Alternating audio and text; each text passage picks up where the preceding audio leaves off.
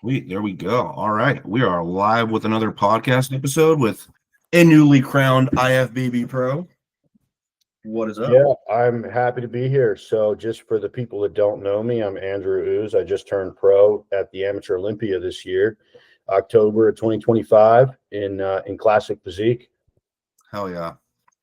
Sweet. So, got some good fucking wisdom to go over today. Probably the only chance anyone will ever get to fucking hear from an IFBB Pro on my page because I don't really fucking talk to anyone. So yeah, I mean, we're just talking about it, so I'm getting into it. Is like people these days seem to think they can just like copy someone's exact protocol and get the same fucking results. Yep.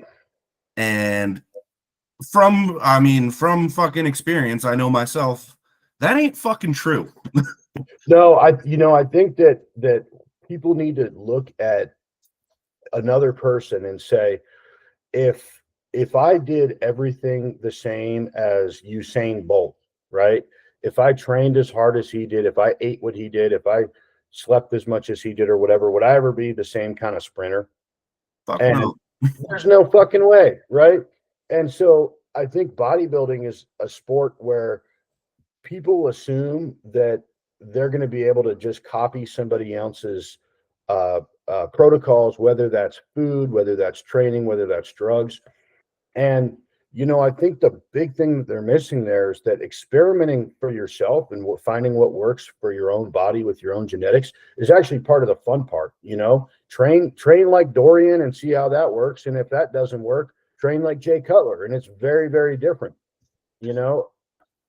Yeah, I tried to when I first started, I wasn't even into like competitive bodybuilding or like that caliber of physique. Like I followed all like the fucking, Gymshark influencers and shit. And I try to copy what they do. I'm like, I'm gonna take some test and master on. And it took me fucking 4 runs of master on to realize it just turns me into an oily acne freak. I'm like, maybe I should have learned that the first time. Yeah, well, that is a big thing, is learning from your mistakes, and we all make them. I think drugs are one of the things that people make a lot of mistakes with. But something that I wanted to say that I just kind of thought of as you were saying that, with the Gymshark and all the influencer content and stuff out there, is you see this garbage, dude, with the way people train, where they're copying what some influencer did that was specifically designed to get views, right? Like if an influencer posts a video of them doing a hack squat or a barbell row, it's not going to get the same views as if they do some weird fruity exercise that nobody's ever seen before. And when like you see these kids go into the gym and they have no foundation of the basic compound lifts. They're not doing, like, I believe everybody should do some kind of pressing variation, some kind of squatting variation, and some kind of hip hinge. Yep. And do that for an extended period of time, get stronger on it, make sure your form is dialed in. And then if you need to start doing that weird cable stuff to refine your look or whatever, once you've built that size and that foundation, maybe that works for you. But you'll see these people go into the gym 155 pounds, not lean, not muscular, and not talking shit on them, because a lot of the time it's just that they've been giving bad information. But they do their whole hour-long workout on the cable machine. Yep. Dude, that's what I preach that shit so hard. Like if your joints can handle it, I believe heavily in fucking bench squat and deadlift. Whether that's fucking incline bench or whatever, I don't really give a fuck. Like so many people are afraid to like load up a heavy barbell these days. Like I was training with my client Adam. He happened to be in Utah on vacation, so I was like, fuck yeah, let's train. And we're hitting back day. And his back when we started was just like, he had a great front double, but like from the back, his back was just so fucking flat. And I was like, all right, what have you been doing for it? And it was just all like isolation shit. I'm like, all right, we're going to pick up a barbell and we're going to fucking do some deadlifts. We're going to do some barbell rows, not on the same day. And guess what? His back fucking grew. Like when I saw him the other day, I was like, holy shit, what the fuck happened to you? Yeah. No, you need that to build that width in the back, or sorry, the thickness in the back. Yeah. You know, and I think it's funny because I actually have kind of the opposite problem with my back development, where my back is actually pretty thick, but I'm missing a little bit of the width, especially in my lower lats, because most of my back movements have been rows.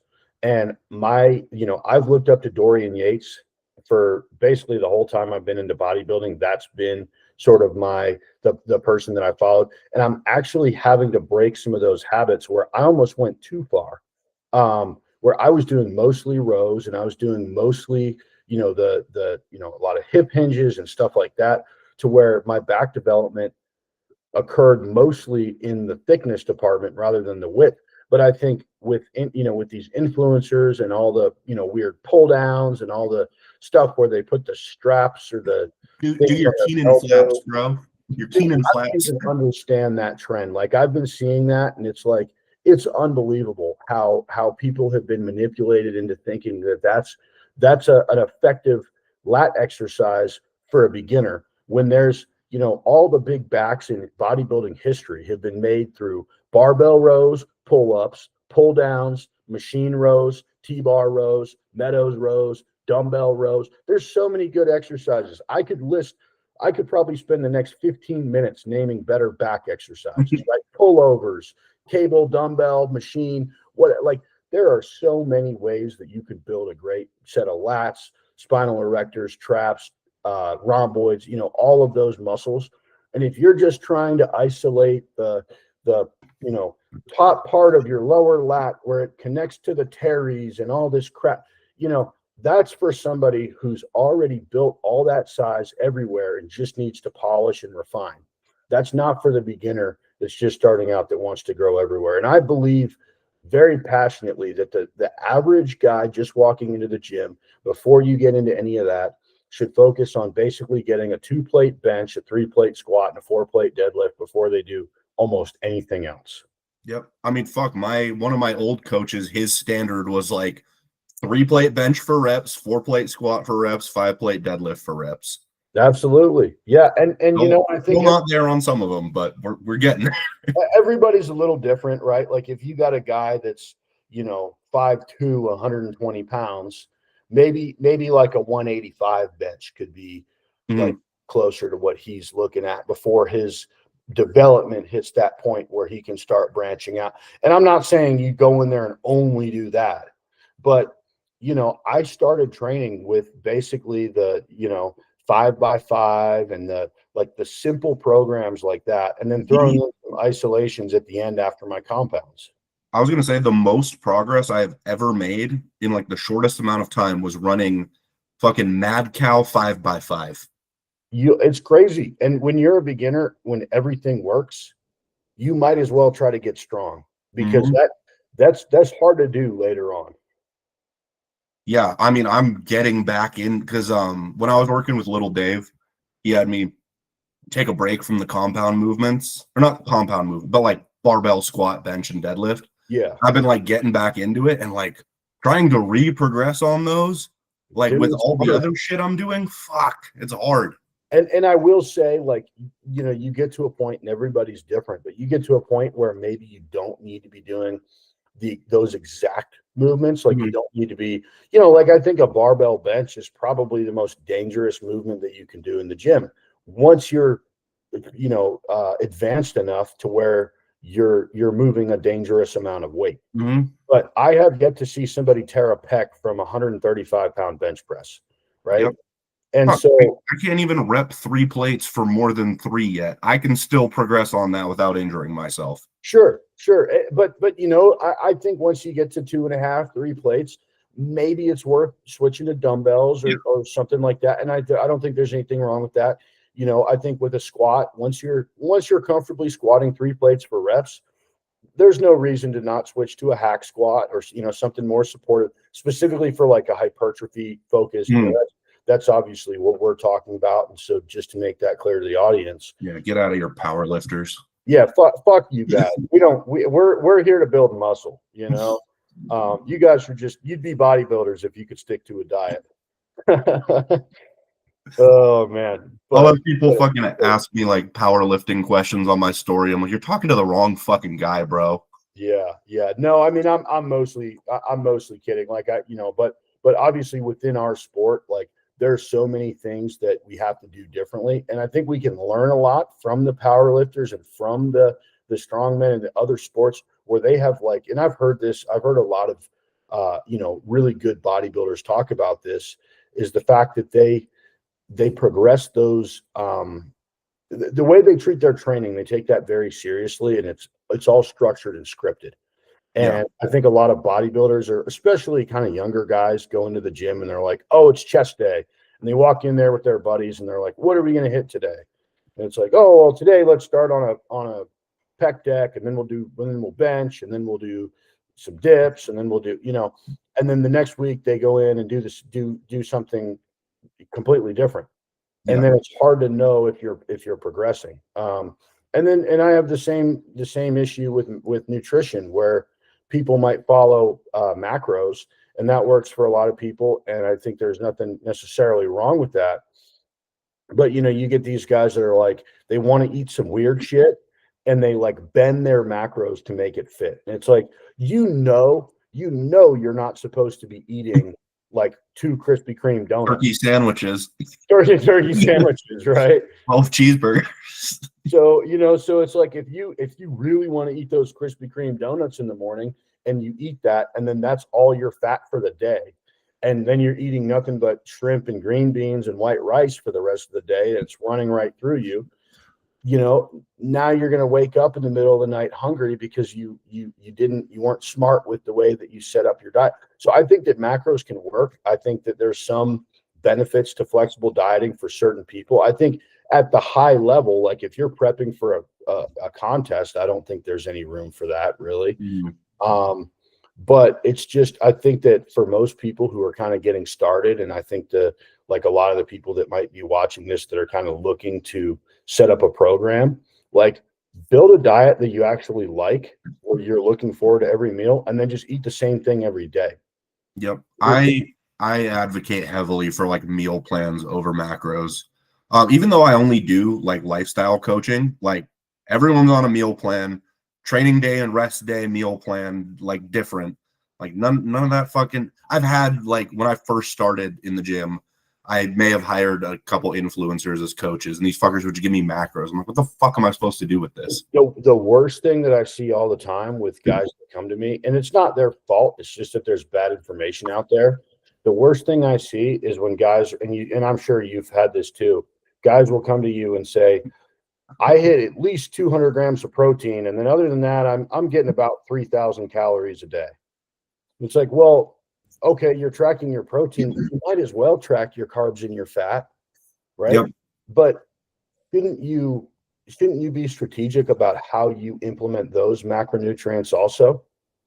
I have never had someone tell me they're dialed in and actually be dialed in.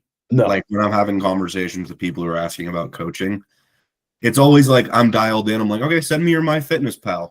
And it's like a built bar, a fucking, like, it's all a bunch of bullshit. Yeah. The funniest thing too is when you're in the gym and you're, maybe you got a pump or, veins busting out of your arms or whatever. And some kid comes up to you and they ask you like, hey man, like, what are you taking? And it's like, well, what are you eating? Because I can tell you exactly what I ate yesterday to the gram, and what I ate the day before that, because it was the same, and the day before that, and the day before that. I could pull up, if I really wanted to, if you asked me what I ate on June 21st of 2024, I could pull it up and tell you exactly what I ate to the gram. Yep. And that's how you progress. That's more important. Honestly, I would say more important than your training and more important than your drugs is your nutrition. I would 100% agree with that. And that is why I'd say I am 2 years behind where I should be. I was the same way. I was in the gym and thought I knew how to train, watched some YouTube videos. And honestly, my training wasn't bad because I was progressing. But I had no idea what I was doing nutritionally, Yeah, I was the tracking protein and calories, but not fats and carbs guy. My fat intake would always be fucking through the roof. Oh my God. I did the dirty bulk and I just got fat when I first started. So this is hilarious. And you'll hear this and know exactly what I did wrong, but then I'll explain it for the audience. And this was when I was very new in the gym. I wasn't working with a coach. I thought I knew more than I did. And so I would wake up in the morning and I would take in my blender, I would take a cup of oats. I would take a couple eggs. I would take a scoop of peanut butter, some protein powder, and some whole milk. And I'd blend it all together and just drink it like a bomb. And then I would go straight to the gym. I wouldn't even get shit. Anything. I go straight to the gym. That was the pre-workout meal. That was the pre-workout meal, right? A ton of fat. And there was some protein powder in there. I was using this shitty like whey concentrate and just the cheap stuff. And I'd go to the gym and work out, and I'd be super bloated. Like I wouldn't have digested that food, right? Because oats are a slow carb. That was probably 60 grams of fat in that meal or more. And, so that food wouldn't have been digested, but then it's like, oh, well, I just worked out, so I got to eat now. So I'd go to Chipotle and I'd get a steak burrito with 2 tortillas and, and I'd crush that. And, by noon, my stomach was bloated and I was full and my appetite was gone for the day because none of that food was digesting. And what I thought was, good peri-workout nutrition where I'm getting my carbs in pre and post workout, my protein, it wasn't digesting. So it didn't matter. Like, it's not about what's in your stomach. It's about what's in your bloodstream. And I didn't realize that. Could it have been the 200 grams of fat between the two meals? Right. And then before bed, it's like, well, I got to get all my calories in because I was always kind of that skinny kid, the ectomorph or whatever, so it's like, oh, well, I got to get my calories in. So I'd eat like a ribeye steak and a box of Annie's mac and cheese with like 4 tablespoons of butter, just to try to get calories in. Yeah. That was stupid, right? And then you wake up after eating all that fat all day, and the next day you're not hungry. So now you're stacking food on top of food. You're not digesting. You're not absorbing, and so it doesn't matter what how hard you're training or what you're doing. And you see these guys in the gym that look the same. Like I'm sure. I used to go to EOS in the morning, or, which is like a commercial for the audience, like a commercial chain gym, and.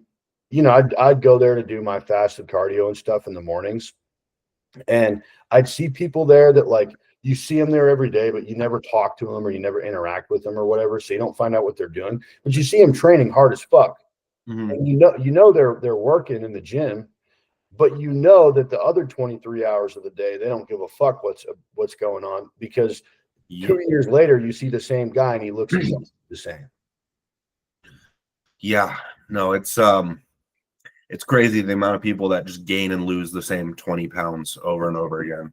Oh, that was me for a while, for sure. I'm not going to deny it, but no, I mean, it's almost a rite of passage. I feel like in many ways, like you have to get to that point and realize. Now, if I knew what I know now, would I do that? Of course not. But it's like for a lot of us, like stubborn guys, especially the younger guys, where it's just like, fuck, I don't need a coach. I don't need this. I don't need that. Like, I know what I'm doing. You almost have to make that mistake and like get fat once and then realize like, oh, I never want to do that again. Yeah. Honestly, I trust the advice of a guy who's fucked up and fixed his fuck ups over the guy who's just a genetic specimen and has never fucked up in his life. Oh yeah. I mean, there's guys out there that can get away with like the craziest shit. And you don't want to, it's just like when you see a dude that has like crazy triceps. If you go over and you ask him like, hey man, what do you do to grow your triceps? And he's like, oh, I don't know. I just do some rope push downs like once a week. Maybe that guy just genetically like was going to have sick triceps no matter what he did. You got to find the guy that was like skinny as a rail and didn't have anything and then grew his triceps. Yeah. Right? A great example, because you were talking about him earlier, little Dave, right? Look at what he looked like before he started bodybuilding. Like, yeah, holy fuck, 40 pounds, skinny as a rail. Like, Ask him what he did to put the size on. Don't ask the dude that was naturally jacked and lean and veiny, because chances are, like, he's not going to really have the same ability to tell you, like, this is what you need to do, because whatever the hell he did worked, and that's not necessarily the most optimal thing. Yep.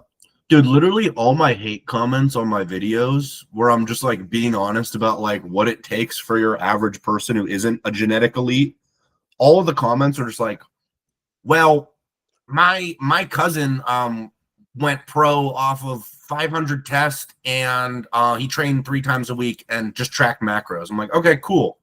That advice applies to 0.0001% of the population. You're not a genetic elite. You're probably not a hyper responder. You're probably gonna have to do things the hard way. Yeah, exactly. And you know, you see that all the time with people that are like especially with the drugs, where they're, you know, they want to copy somebody's cycle, or they're like, oh, all the pros are taking this weird obscure drug, you know, like IGF-1. yeah, I would say the biggest culprits are the SARMs, IGF-1, DHB, high dose tren, like stuff like that. And a lot of people are convinced that that's what it takes. And it's like, chances are, if you're not growing from, you know, like a high replacement dose of testosterone, like 250 milligrams a week, if you're not seeing positive results on that, then you may not have the genetics for this sport in general. And of course, there's times when you need to go higher. And it's, I'm not saying that if you don't have good genetics that you shouldn't get into bodybuilding, because the whole point of bodybuilding is to make progress from where you're at. Mm-hmm. And it's why you shouldn't compare yourself to other people and their progress and their doses or what they're eating or anything else, because everybody's different. But you know, the people that have convinced themselves that they need these weird, exotic, like bizarre things, Some mint. it's like name somebody good who's taking mint. I don't Not know. a single fucking person. Right? Like the top open bodybuilders since the 90s have grown their physiques pretty much, honestly, on high test, EQ, insulin, anadrol, and growth hormone. Yep. That's, you know, and sure, there's people that there might be somebody that prefers primo over EQ, or some, you know, and they're usually bald, or there's somebody that likes, you know, Deca over the, you know, but it's like, you look at it, and like Justin Harris, who's a big coach, for anybody who doesn't know him, like he's coached a ton of pro bodybuilders, he's coached Olympia level competitors. He'll tell you, you need test, and then a basic anabolic, and then, you know, growth hormone and insulin as needed. Yep. That's and I don't even really preach insulin, just because I don't really I'm not talking to competitors when I talk. I don't think there's any fucking need for insulin in lifestyle fucking physique improvement. I think insulin is a really tough topic, because a lot of people are convinced that it's gonna grow them. And I don't believe that insulin is, I mean, in a technical sense, right? It's anabolic because it builds tissue. Yeah. But I don't think it's anabolic in the sense of the way that we consider like testosterone to be anabolic. Yeah. The insulin is only there to support the food. And in my opinion, if your food requires the use of insulin, then you take the insulin, right? Mm-hmm. But like you don't see diabetics saying, oh, my doctor said I'm supposed to take, you know, 40 units of Lantus, and so I'm going to take it, and then, you know, I'm really not that hungry today, so I'm just, you know, not going to eat much carbs, and then if I start going hypo, I'll smash a bag of gummy bears. It's like, no, they're being smart with it, where they're tailoring their insulin to the carbohydrates that they're eating. Mm-hmm. And so it should be no different for bodybuilders. Agreed. Well, fuck, I was about to go off on a tangent and then I fucking forgot it. Oh yeah, like people will get on me and say like the type of stuff I talk about is dangerous. Like moderate to high dose test with a fucking secondary tolerable injectable and some GH. People will fucking like hate on me all day for that.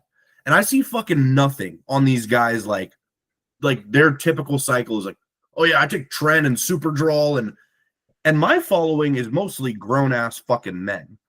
And like the dudes who are like, yeah, I take Superdrol and high dose Tren every cycle. Like I feel like all their followers are like 16-year-olds who are very impressionable. Yep, the togies of the world. Yeah, exactly. Yeah. And I'm like, yeah, tell me let's see who's still standing in 20 years from now. Well, and not only that, it's like I have a little bit of a gripe with the science-based lifters. Because I don't think it's real science. I think they pick and choose what they follow, because the best study that's out there is look at what all of the thousands and thousands of top bodybuilders over decades have done. Yep. And do that. Train like they're training, eat like they're eating, and take what they're eating. And in general, like obviously this is super, super generalized, but they're taking relatively high test with another injectable anabolic during their off season, not a ton of orals in the off season. They're using insulin and growth hormone as needed. They're eating mostly, like somewhat high protein. I mean, I would say the average like 200-pound bodybuilder is eating anywhere from 200 to 400 grams of protein a day, carbs as needed, but somewhere into the tune of 200 to 700 grams of carbs, depending on their body and the phase that they're in and how much they need. And, anywhere from 50 to 80, 90 grams of fat. And they're eating mostly meat and eggs and, fish, whole food sources of protein with some whey isolate. As a carb source, they're eating mostly rice, maybe some sourdough bread, some fruits, some vegetables. And then as a fat source, they're eating, EFAs and things that contain healthy fats rather than like high saturated fats, processed food. They're getting their fats from avocados, from egg yolks, from red meat, from olive oil, from almond butter, those kinds of things. And when they train mostly, to failure with an adequate volume that they can recover from, and they sleep 8 to 10 hours a night. If you do that, you'll grow. Yep. That's what I try to tell people. I'm like, yeah, you can copy the pros. You're not going to look like them because you're not them, but anyone can get fucking big following that same formula. 100%. Like, I genuinely believe, like, irregardless of fucking genetics, anyone can get big. Not everyone can have a fucking, show-winning physique, but anyone can get fucking big if you do exactly what you just fucking said.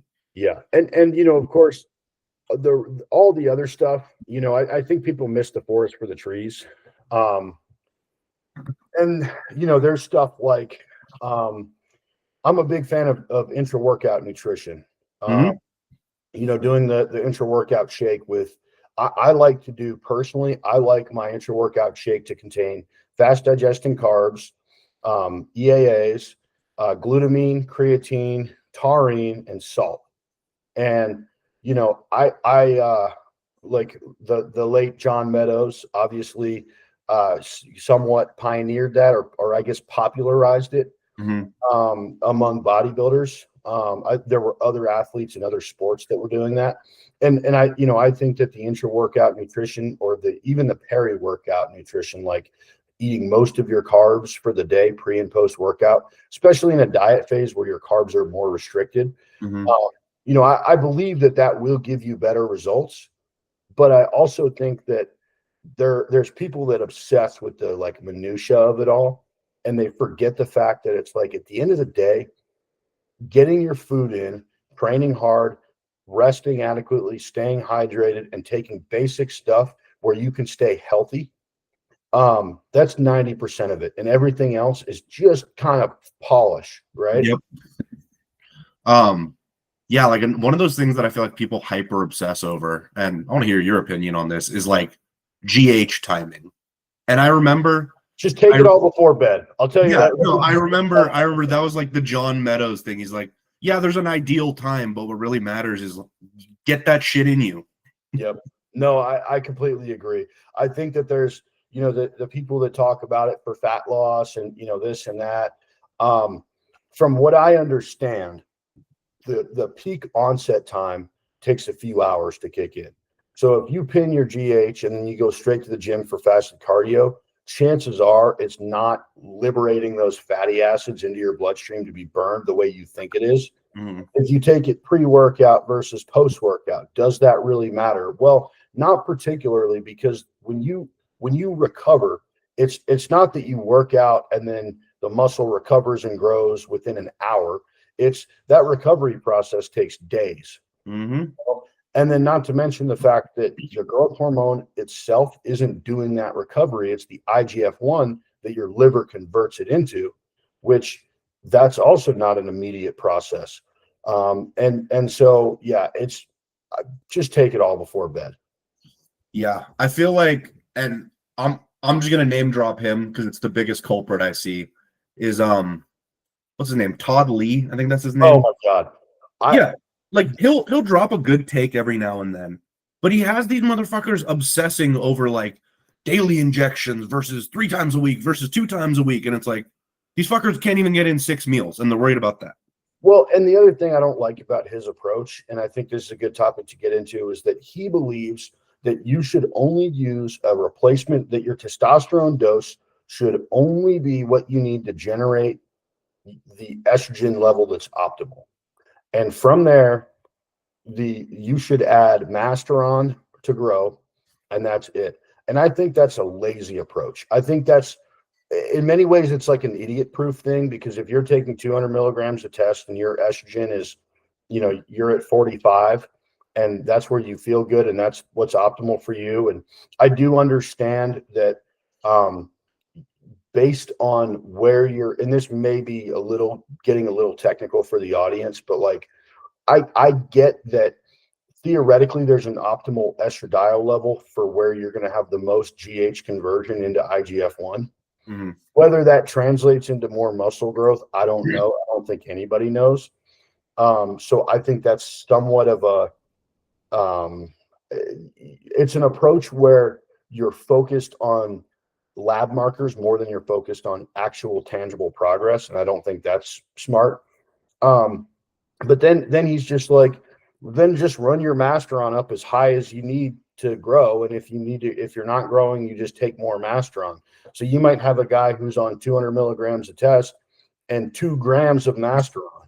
And it's like, is that really the smartest approach? When we know what testosterone does in the human body, we don't know necessarily. I mean, obviously Masteron's been out for a long time and we have a general idea of what it does, but we don't know what taking 2 grams of Masteron, for years and years and years does to somebody, right? And I think they all develop somewhat of a look in their skin, the high mast guys.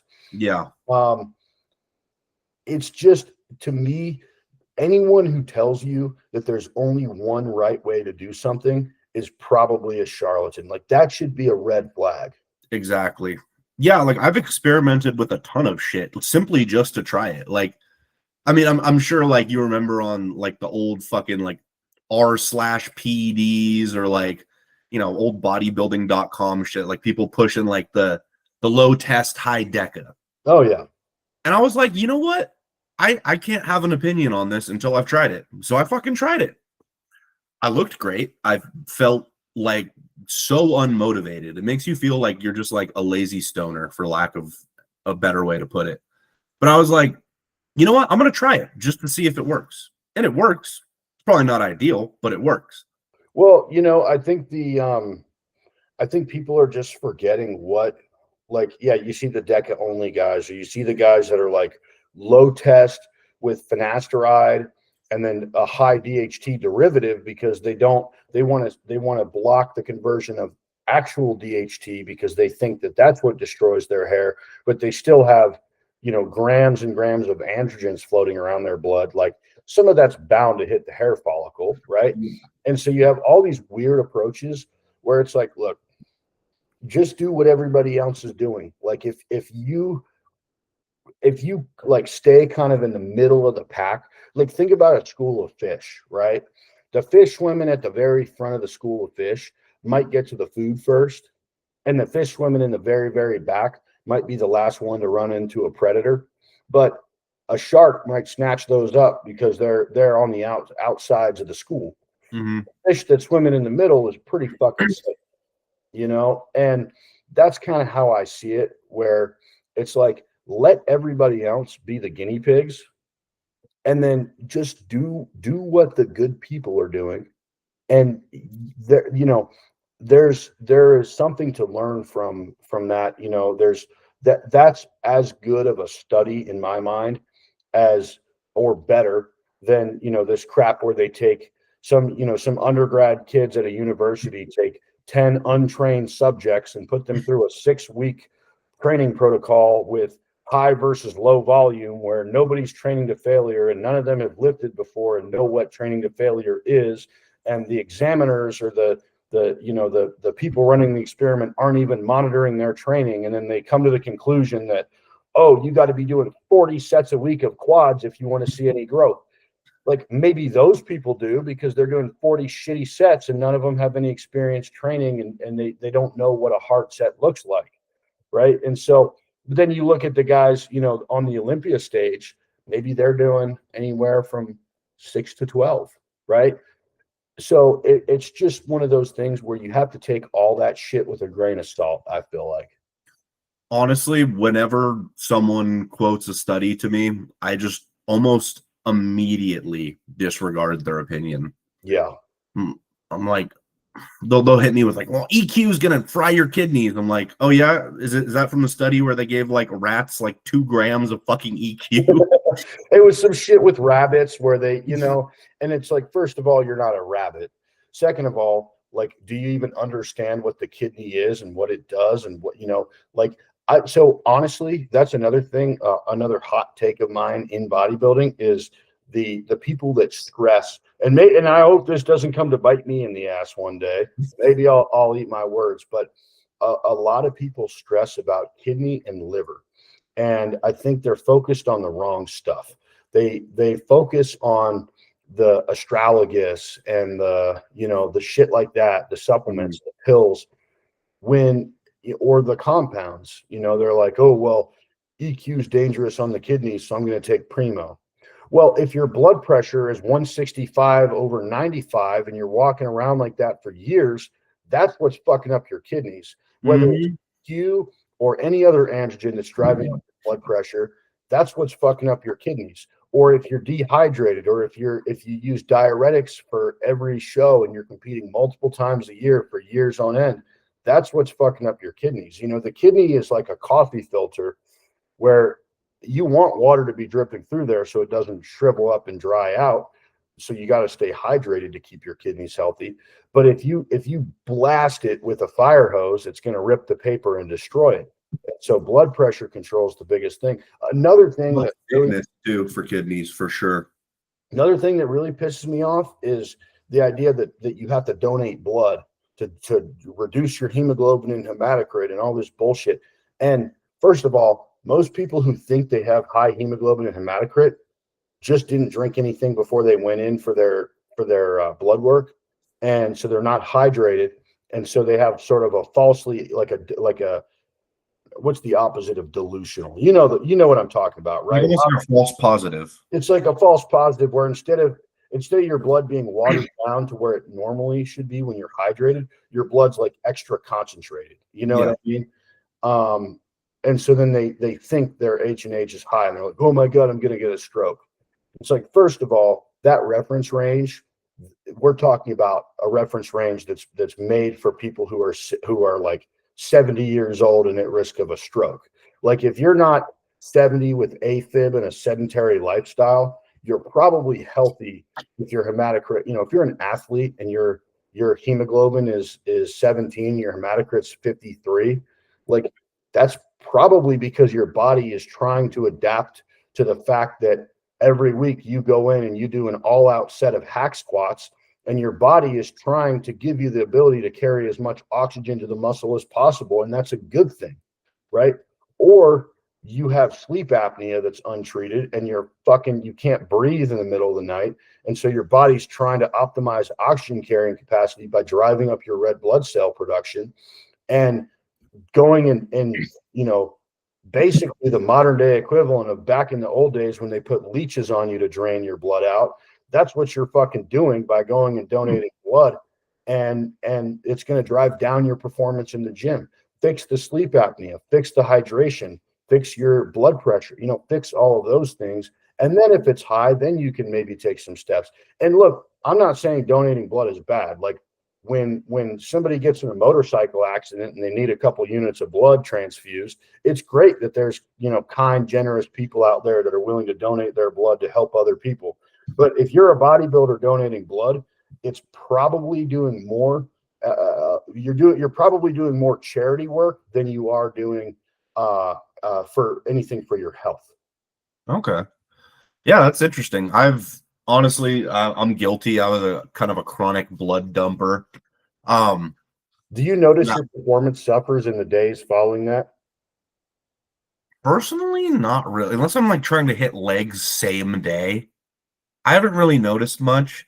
But honestly, I've ran into the issue a lot less. And honestly, my hematocrit and hemoglobin never got outside of the range that you were talking about. I guess I kind of got psyoped with that a little bit. I think I'd worry if I was over like 55, maybe I would do something. There's a really good YouTube channel called Man Medicine. Okay. By an ER doctor who's also interested in like athletic performance, sports, nutrition, male enhancement, TRT, that sort of stuff. And he breaks down a study, an actually good study, where they looked at people who were living at high altitudes chronically up in this town in like Peru or something, where they were living at like 18,000 feet. And everybody had high hemoglobin and hematocrit because their bodies had to adapt to carry that extra oxygen that they needed. Interesting. And they had no increase in cardiovascular risk like this, strokes and DVTs, blood clots, stuff that people worry about. They had no increase in that compared to the general population. And so I think you have to make the distinction of, is your hemoglobin and hematocrit high because you're unhealthy, or is it high because your body is trying to adapt to carry more oxygen because that's what you're demanding of it? Yeah, honestly, I typically go off of feel more than the number. Like if how do I say this? Like I've had it come back high on tests and never done anything about it, because the only time I'll actually do something about it is if I feel like the symptoms, where I'm like, okay, fuck, I'm kind of fatigued. I got headaches, like, the typical, like, your blood is actually a little too thick symptoms. That's the only time I ever really dump. I don't really go based off of the number. So I've never ran into those symptoms personally. So it's hard for me to say, but like, if that was me, probably the first steps I would do, maybe you'd have to do a blood donation just to resolve the symptoms quickly. Mm-hmm. But probably the best way to address that would be looking at the other underlying factors of what's driving that up, rather than just pulling it down. Like, do you have sleep? Like sleep apnea is the biggest one. And that's I probably do right now. Fuck. I use a CPAP, and I have for over a year now. And the difference that makes is phenomenal. And that would be probably one of the biggest game changers that I could say for people. If you have sleep apnea, a CPAP is like an extra 1,000 milligrams of test as far as the benefits that it's going to provide you. Like, it will absolutely radically change how rested you feel and your recovery ability and just your cognition and your you won't be waking up with that brain fog, or waking up and you're still tired, falling asleep throughout the day, falling asleep when you're driving. Like it fixes a lot. Dude, I gotta find one on like fucking Facebook Marketplace or something. That's what I did. I bought one off KSL, $300. It was brand new. I got a new hose and mask and everything, and never did anything. Like, sleep studies and all that crap. The way I see it is like, if my girlfriend tells me I'm snoring and waking up in the middle of the night snoring, and I know that every morning I wake up and I feel like I'm not well rested, and I'm waking up multiple times in the middle of the night for no reason really, or no reason that I can identify, I don't need a sleep study, right? Like I don't need them to hook a whole bunch of wires up to me. Of course I'm going to sleep shitty if they do that, So it's like I don't need that to tell me. Now this isn't medical advice, but it's just like one of those things. I got one and I started using it, and it made a huge difference for me. I definitely got to get on that because honestly, ever since I hit like 240, my sleep has been fucking shit. Like, doesn't matter if I get 8 hours. I wake up, eye bags, like just feeling awful. Yeah, I'll tell you this. Like, this was a while ago when I got the CPAP. I was mid off season. I was pushing the food. I was, people were telling me I snored. I didn't feel like I was really sleeping super great. And I told my coach, like, I feel like I might be getting like the beginnings of some sleep apnea. Like, should I try nose strips or a mouthpiece or whatever? And he gave me some good advice. He's like, well, don't you want to get big as fuck eventually? Like sooner or later, you want to be big enough at some point where you're gonna inevitably need a CPAP eventually. So just get one now, And I was like, yeah. And so I did it. And it makes sense, right? Like, don't you want to get bigger? Yeah. I mean, I'm trying to push up to 260 this off season. So, I mean, isn't it reasonable to think like eventually you'll probably need one? Yeah. It's only going to get worse from here. Fuck it. So all right, you sold me. I'm getting a fucking CPAP. You know what I'm saying? Go search KSL, Facebook Marketplace, like get one ASAP. And worst case scenario is that you don't have sleep apnea and that you're using a CPAP and the air that you're breathing when you're sleeping is now filtered and humidified. That's you know what I mean? Like that's the drawback is that you're breathing cleaner air as you sleep. Oh no. Like, oh no, right? And you're $300 poorer. Like we spend $300 on fucking BCAAs and creatine and fucking all this bullshit that like realistically, could you get big as fuck without it? Like probably, definitely, Nope. Could you get big as fuck if you're not sleeping properly and resting well? No. Yeah, honestly, I don't know how I made the progress I made before I quit my job because my sleep was so fucked when I worked at the jail. Yeah, dude, I bet. Like if you're working graveyards and like I have that issue too at work where, with my job, I'm on call where I could get woken up in the middle of the night and then 8 hours later, I'm going to bed at 10 in the morning and my circadian rhythm's all fucked up and everything's, my body's confused and whatever. Getting the CPAP is great because it just knocks me the fuck out. Hell yeah. Well, fuck it. I'm doing it. Do it. Fuck, I feel like I had something else I wanted to ask you about. Oh, honestly, just something I've been running into, and I wanted to see if you've had similar experiences since you coach too. Is I've had a large influx of people in my DMs lately who, and I take everything with a grain of salt. Some people just don't follow their fucking program and stuff. I've had a bunch of people coming to me from like big name not bodybuilding coaches, like influencer coaches. And just like, yeah, I paid to work with this person pretty much because of who they are. And I was like, damn, I'm out $3,000. And they sent me an AI message once a week. ChatGPT wrote the whole protocol. And I really haven't ran into that necessarily where guys came to me from those coaches, the influencers or whatever, but I had heard about that happening. And I think that what people need to realize when they're looking for a coach is the biggest thing that they're paying for is the relationship between the coach and the client and finding somebody that'll work with them, like, that matches what they're looking for. Because realistically, there's 1,000 ways to skin a cat. And you might have a coach that prefers a higher fat, lower carb diet or a lower fat, higher carb diet. It doesn't mean that they're not going to adapt that to your own body. Like a good coach might have a preferred starting point and then they can work that to what works for you, right? Mm-hmm. You might have a coach that prefers to start guys on like a higher volume of training or a lower volume or whatever, right? And a good coach is going to just look at how you're responding and optimize your protocol to suit you. But you want a coach that you can communicate with and that you feel like, if say you cheated on your diet, you want a coach that you can come to and you can say, hey, I cheated on my diet, and be honest with. Or some people need a coach that's a cheerleader, right? That's going to motivate them and push them forward. And there's nothing wrong with that. Some people need a coach that's kind of a dick, that's going to call them out when they fuck up because they need that, right? And as a coach, we can kind of gauge what our clients need, but at the end of the day, like, we can't really change our whole personality. So there's clients where they need a little bit more pushing. There's clients where they're super self-motivated, and all you need to do is give them the plan and not fuck with them, and they'll just execute.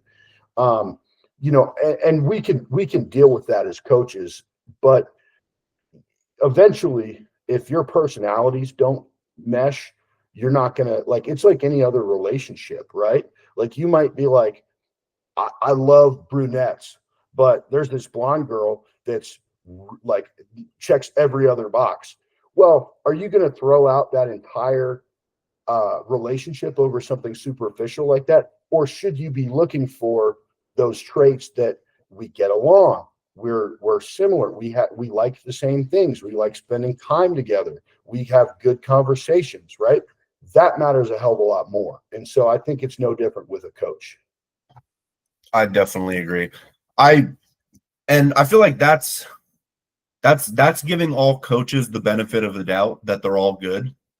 Sure. I feel like what I've been seeing is just like massive over promising and massive under delivery. Well, I'll tell you this: if a coach promises you that they're going to turn you pro or get you to 260 lean or this or that, it's probably bullshit. Like, how can they know that, right? You could have a coach, like with my guys before a show, I'll tell them, like, I think you're going to do well, or I have a really good feeling about this, or this is an awesome look, right? Those kinds of things. But I won't tell a client, like, bro, we got this in the bag, like, you're going to win the overall, or